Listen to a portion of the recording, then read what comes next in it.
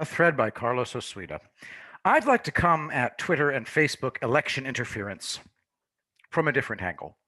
Imagine the desperation it takes to make a person destroy his multi-billion-dollar empire to try to stop President Trump. They know he's going to win. This painting is Desperation by Josh Summers. A man is trying to run, despite the fact that his lower body is a dead tree rooted to the ground. After the various things Twitter and Facebook are doing over the past few days, Twitter will lose its 230 protection. That means Twitter will be forced to allow genuine free speech. The lawsuits will be epic, and Facebook will be broken up. They know this, but they're going for a Hail Mary play. A Hail Mary pass, also known as a shot play, is a very long forward pass in American football, typically made in desperation with only a small chance of success. To quote Wikipedia, I used play because the term is no longer used for passes. The Democrats are rebelling from Breitbart. Dem Rep Ro Khanna calls on Pelosi to compromise in COVID relief. Trump has all the police unions supporting him. Many have never even endorsed anyone. The press is lying about Amy Coney Barrett's connection to People of Praise. From WBUR.org, People of Praise, Amy Coney Barrett's affiliation to the religious group raises questions, blah, blah, blah.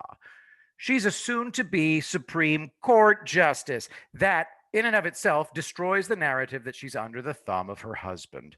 And nobody has provided evidence that she's anything other than an honorary member.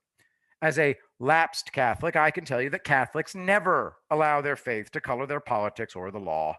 Pelosi and Biden are Catholics. Catholicism has been in constant flux since the Reformation. Most of Catholicism is rhetoric, not action.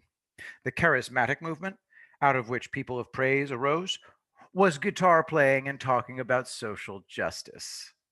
Jesuit-educated Catholics tend to allow their ideology to seep into the politics, John Roberts, but it's always leftist. Amy Coney Barrett, ACB, is the opposite of Roberts. Antonin Scalia was a devout Catholic. Catholicism says that suicide is a mortal sin, but multiple Catholics committed suicide and are praised for it. Father, now Saint Maximilian Maria Kolbe, committed suicide. He was sentenced to starve to death in a bunker by Nazis. He took the place of a guy who had a family, voluntarily chose to be starved to death. Kolbe lasted much longer than they expected, so finally the Nazis injected him with carbolic acid. He held out his arms, smiled, and said Ave Maria as the needle went in. What we're seeing with Twitter and Facebook is the frenzy of the last days of all dictatorships. None of them surrendered. They made it worse and worse. The only reason East Germany didn't do the same was one man, this guy, Markus Wolf, the greatest spy master in history.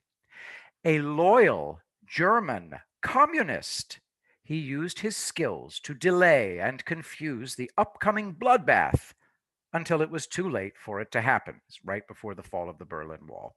Wolf knew that the centralized nature of the East German dictatorship made it impossible for officials to make decisions on their own. All he did was reroute orders to delay them, and he injected contradictory statements into the system. The paralyzed officials couldn't act, so they simply threw open the borders for free travel, and that was it. Wolf was tried twice by the German government, but had both his convictions and sentences vacated. He criticized the notion of collective guilt, which, of course, is the cornerstone of the Twitter and Facebook ideology. Wolf himself opposed political violence, despite his own communism, which he later totally rejected. He prevented a bloodbath that American leftists would have celebrated. Wolf said that he was raised to believe things that he always questioned. One man changed the course of history.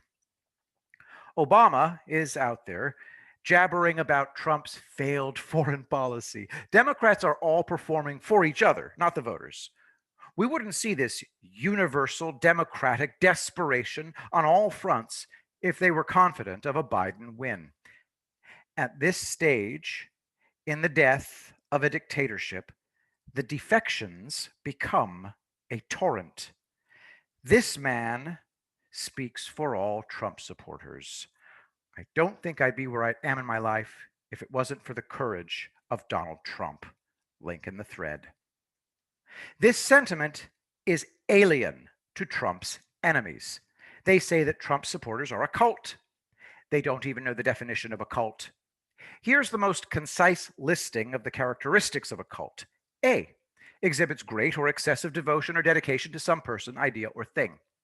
B, uses a thought reform program to persuade, control, and socialize members, i.e., to integrate them into the group's unique pattern of relationships, beliefs, values, and practices. C, systematically induces states of psychological dependency in members. D, exploits members to advance the leadership's goals. E, causes psychological harm to members, their families, and the community. Cultrecover.com/cultdeath. Jeepers. Does that describe Trump supporters or leftists? We all know the answer. In World War II, the fighting got the most intense in both the European and Pacific theaters, as the Axis powers' defeat was seen by all sides as inevitable. After Trump and the GOP win, the tech giants will have reform forced on them. They showed themselves to be incapable of behaving responsibly to the point of unambiguous election interference, so they must be reined in.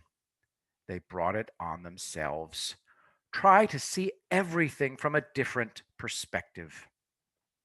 You'll see that I'm right.